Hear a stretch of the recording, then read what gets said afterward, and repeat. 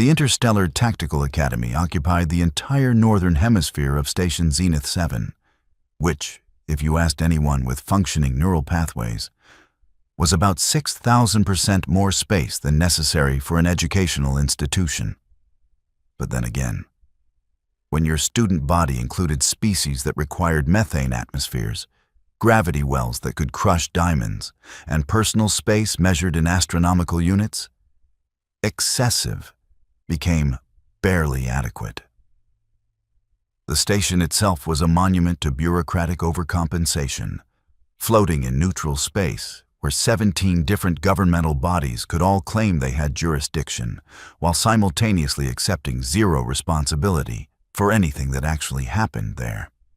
The Academy's founding principle was simple, though rarely stated aloud.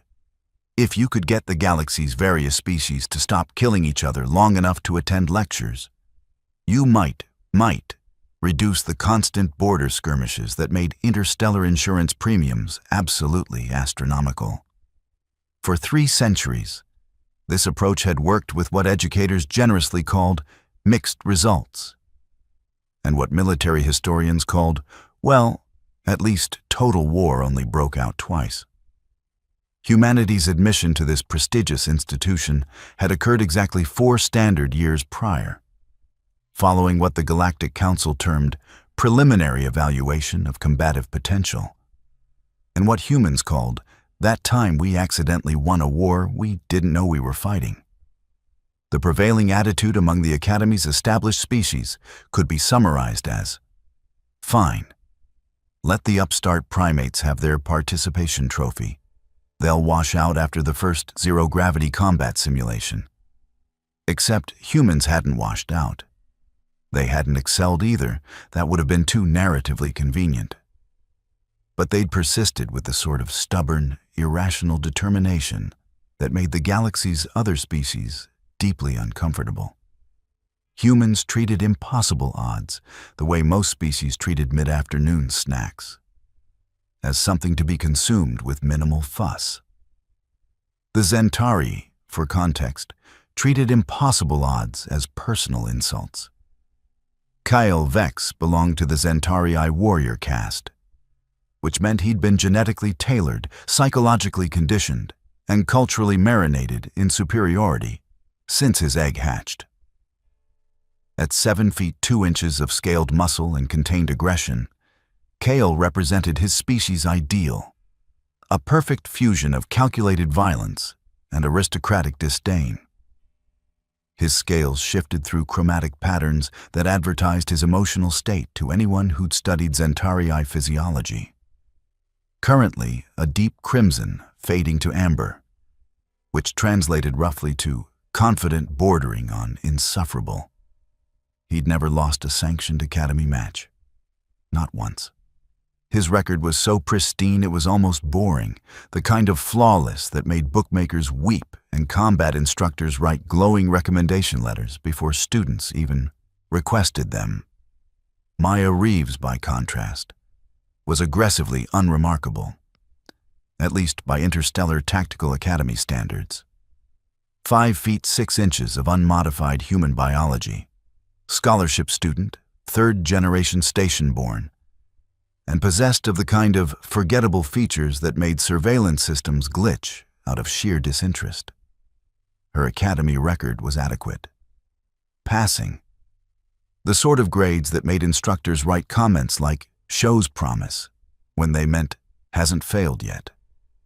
She sat in the 3rd row of Advanced Combat Theory, which met Tuesdays and Thursdays in Amphitheater 7, a room designed for 200 students, but rarely hosting more than 40, because most species had figured out that Advanced Combat Theory was code for, let's watch Instructor Thane show off for 2 hours.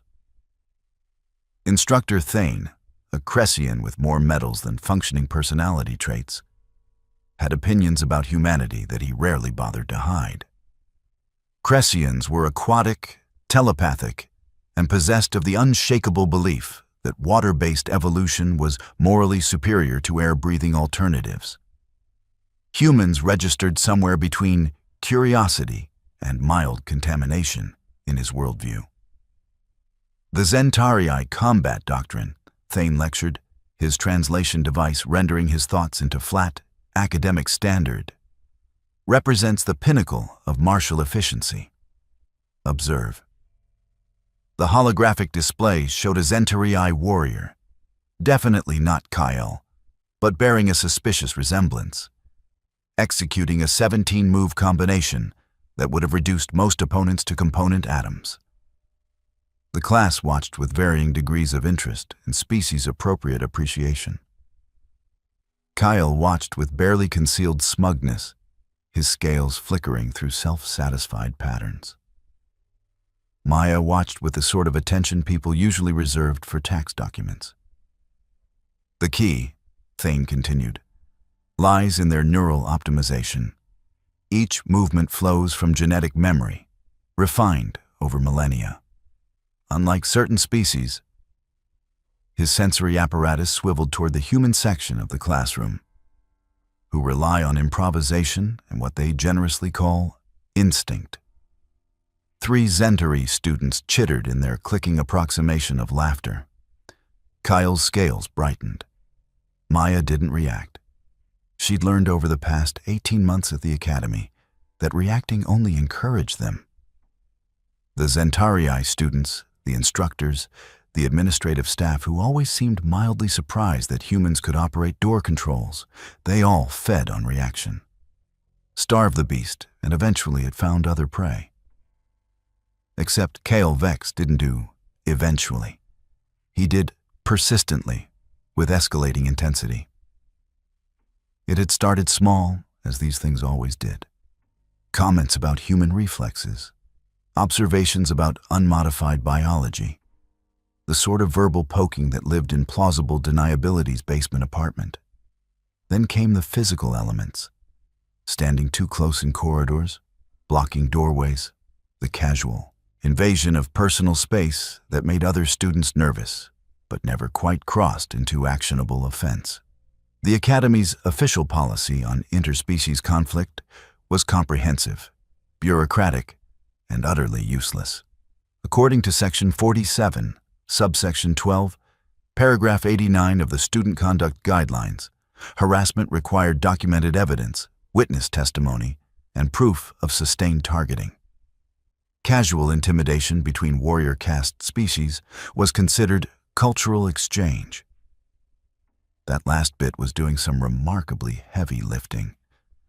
By the semester's midpoint, Kyle had established a routine: arrive early to advanced combat theory, position himself in Maya's trajectory, make her path to her seat a navigation exercise.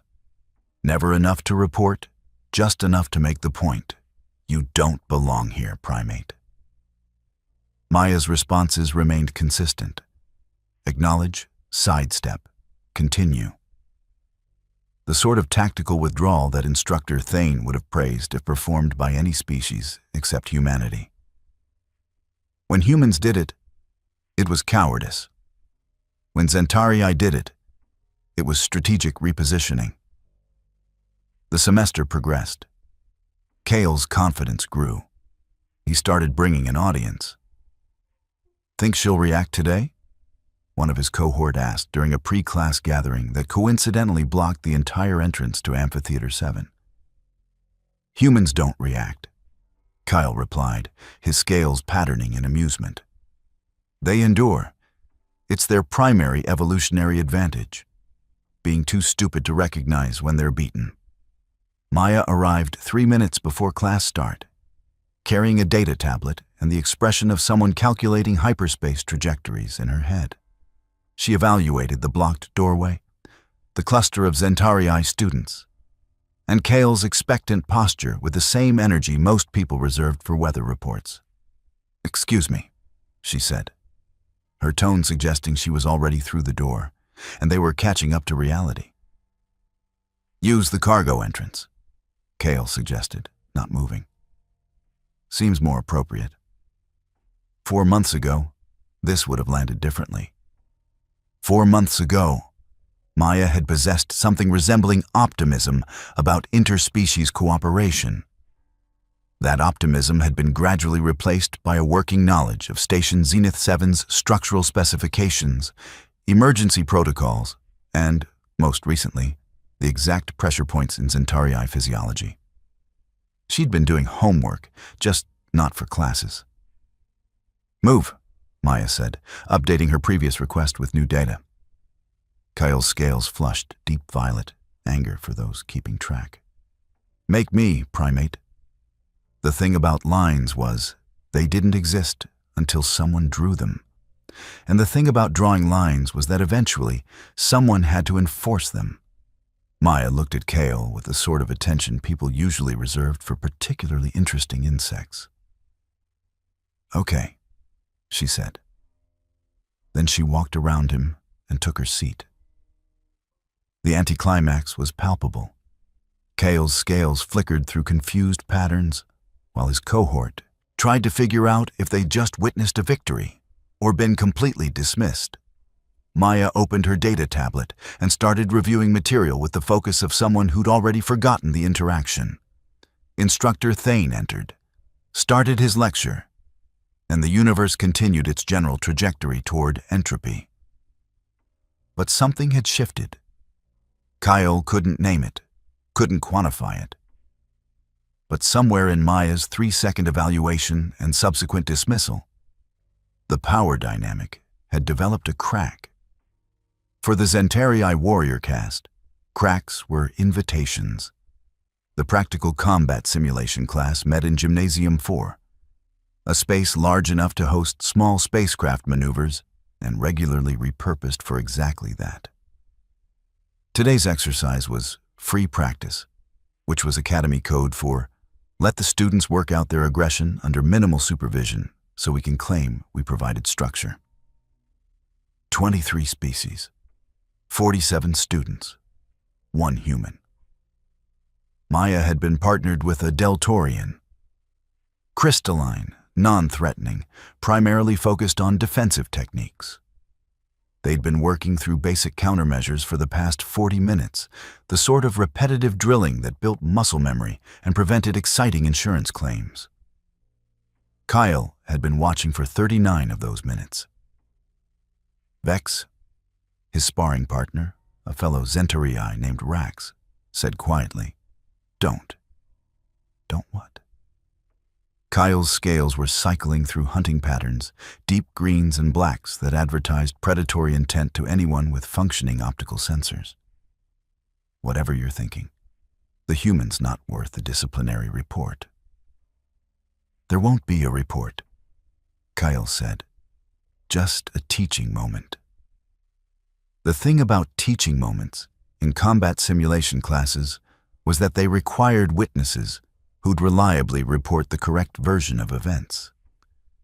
Kale had spent 4 months establishing himself as the gymnasium's apex predator.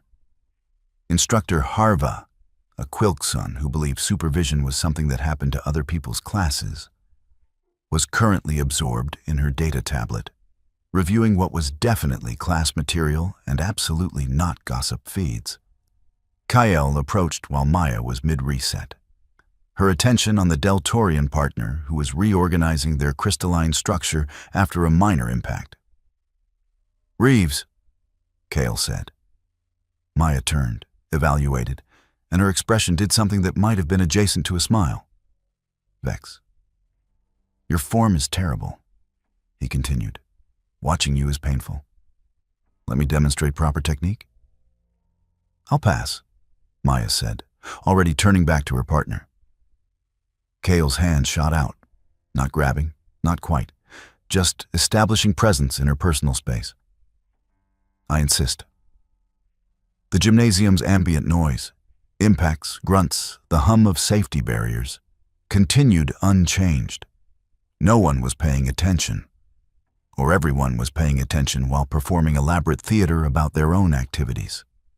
Maya looked at Kale's extended hand, then at his face, then back to his hand. "You're insisting." "Consider it cultural exchange," Kale said, his scales brightening with anticipation. "Okay," Maya said, in exactly the same tone she'd used outside Amphitheater 7. That should have been a warning sign. Repeated phrases in identical tones generally indicated either pattern recognition or a system preparing to activate. But Kale was riding high on 4 months of successful intimidation, and humans were supposed to be easy prey. They moved to an open practice square. The Deltorian partner retreated with the wisdom of someone who'd survived this long by recognizing bad situations. Around them, other students continued their exercises with the studied indifference of people recording everything on their neural implants. "Standard engagement," Kyle announced. "First strike privileges to the challenger." Which was him, meaning he got to attack first, establish dominance, and demonstrate proper Zentarii technique, while the humans scrambled to defend. It was a show. Theater. The kind of moment that cemented reputations. Maya settled into a neutral stance that wouldn't have impressed any combat instructor in the galaxy. Weight evenly distributed, hands loose, expression suggesting she was thinking about literally anything else. Kyle struck. The opening move was textbook Zentarii. A high feint followed by a mid-level combination designed to overwhelm defensive responses. Fast enough to seem impressive, controlled enough to stop short of actual damage. A demonstration, not an execution. Except Kale didn't stop short. The blow connected with Maya's shoulder, full force, the kind of impact that would have dislocated joints in most species. The sound echoed across the gymnasium with a meaty crack that made nearby students freeze mid-motion. Maya staggered, caught herself, and her expression underwent a remarkable transformation. The disinterest vanished, replaced by something that made 3 separate species experience the instinctive urge to flee. She smiled. "Oh, good," Maya said, rolling her shoulder with a series of pops that sounded medically inadvisable. "I was hoping you'd be stupid." What followed was not a fight in any traditional sense. Fights implied some level of mutual participation, back-and-forth exchange, the possibility of multiple outcomes. This was a systematic deconstruction of Zentarii combat doctrine performed by someone who'd clearly spent hundreds of hours studying it, specifically to identify failure points. Kyle lunged with a follow-up combination. Textbook aggressive pursuit, meant to capitalize on the opponent's disruption. Maya didn't block. She moved approximately 4 inches to her left, which somehow meant Kale's 17-move sequence hit nothing but air and his own rapidly destabilizing balance. Humans, it turned out, had spent millions of years as persistence hunters. They understood momentum. They really understood how to make other creatures waste energy. Kyle recalibrated. His scales, flashing through combat patterns, deep reds and blacks that signaled lethal intent. He dropped into a lower stance, sacrificing speed for power, preparing to use his superior mass advantage. Maya kicked him in the knee. Not the front of the knee, where Zentarii physiology had redundant support structures. The side, where 3 separate tendons converged in a biomechanical compromise that evolution had flagged as, "We'll fix this later," and then never did. The kick wasn't particularly strong. Didn't need to be. Precision trumped power when you knew exactly where to apply force. Kyle's leg buckled. His scales flickered through confused patterns, pain receptors firing signals that his warrior caste nervous system insisted were impossible. He caught himself, barely, and his expression shifted from confident to something approaching concern. "You studied us," he said, and it sounded like an accusation. "You made it easy," Maya replied. "You only know one way to fight." She moved forward, not attacking, just closing distance with the sort of casual confidence that came from having a plan and watching it work. Kyle threw a desperate strike, all power and no strategy, the kind of move that instructors punished in first-year students. Maya caught his arm. The subsequent throw wasn't fancy. No spinning, no dramatic flourishes. She used his momentum, his weight, and his expectation that humans couldn't possibly match Zentari's strength.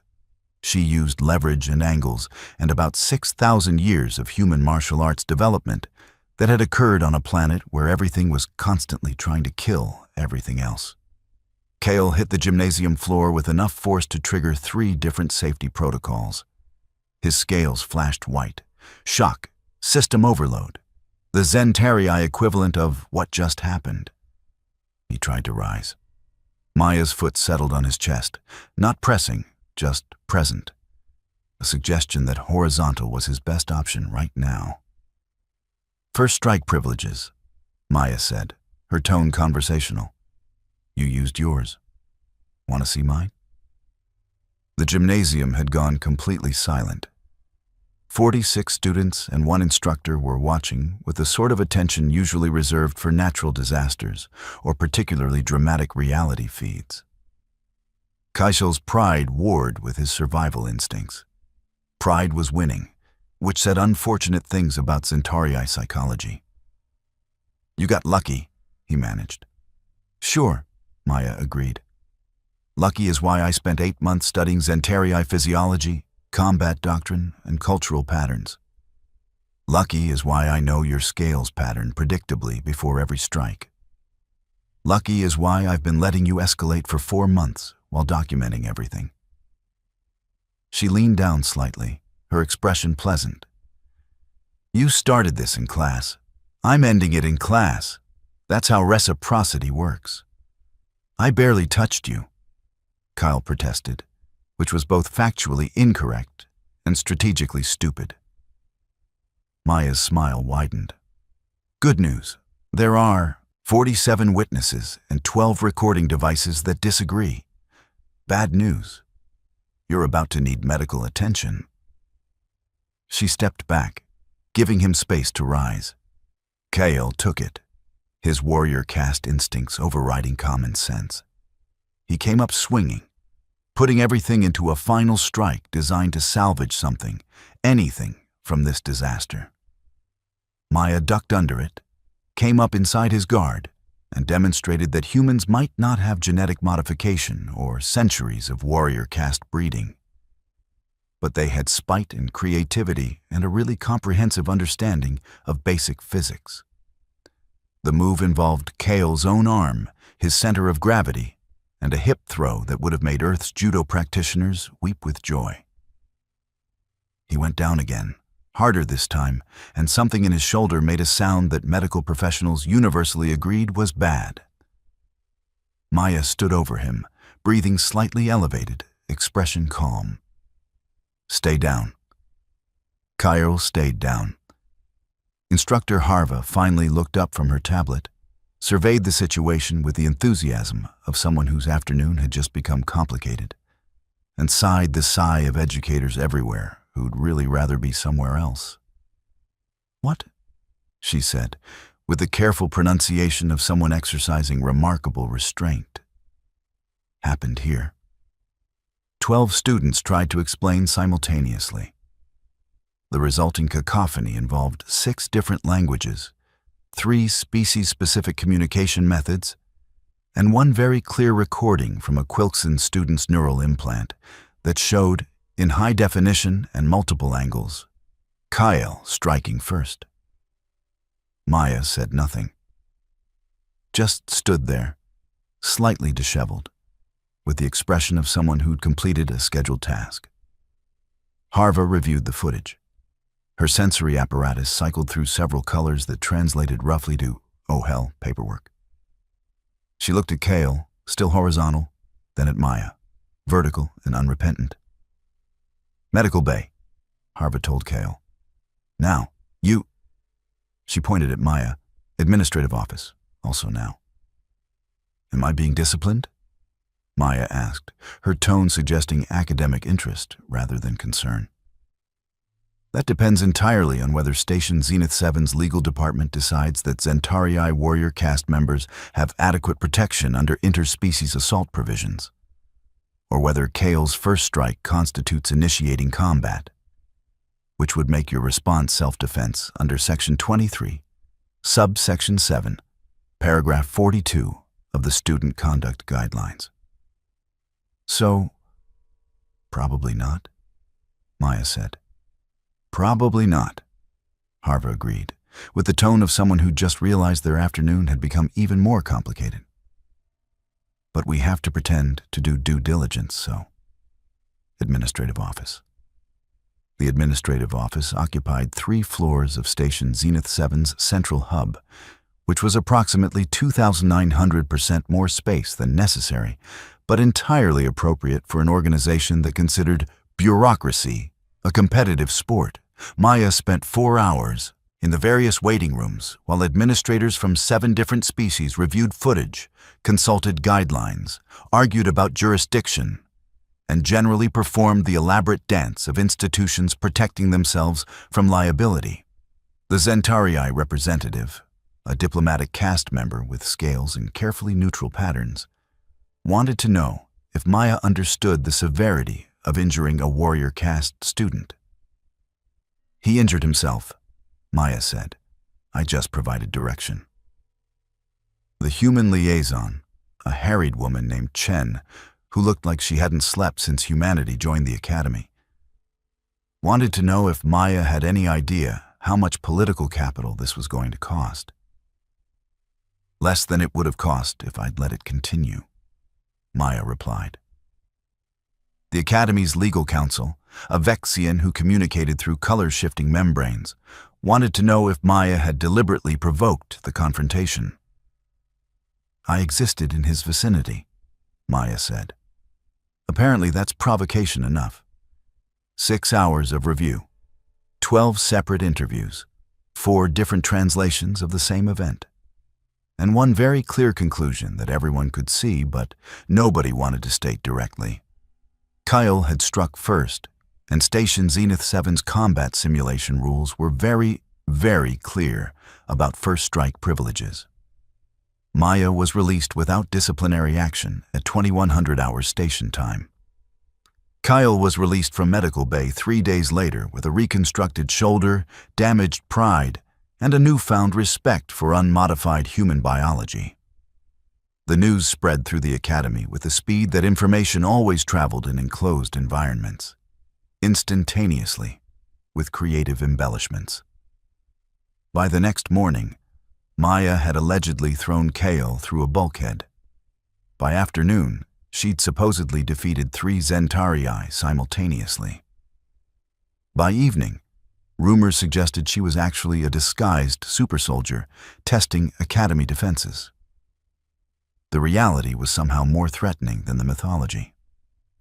Maya was just a human, unmodified, standard issue, and she'd systematically dismantled a warrior caste Zentarii using nothing but observation, patience, and the kind of spite that humans had been refining since they'd figured out how to throw rocks at predators.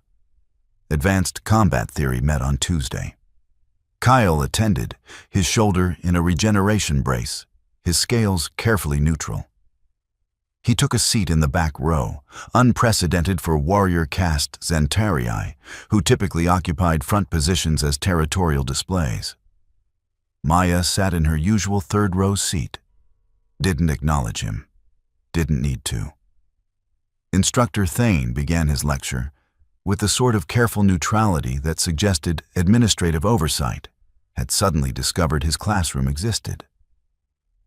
Today we'll examine the concept of tactical adaptation, specifically how combatants adjust strategies when facing unexpected variables.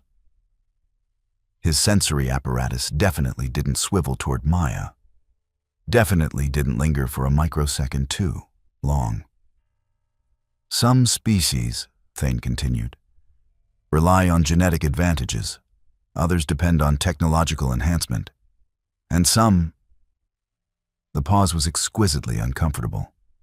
Succeed through pattern recognition and exploiting opponent overconfidence.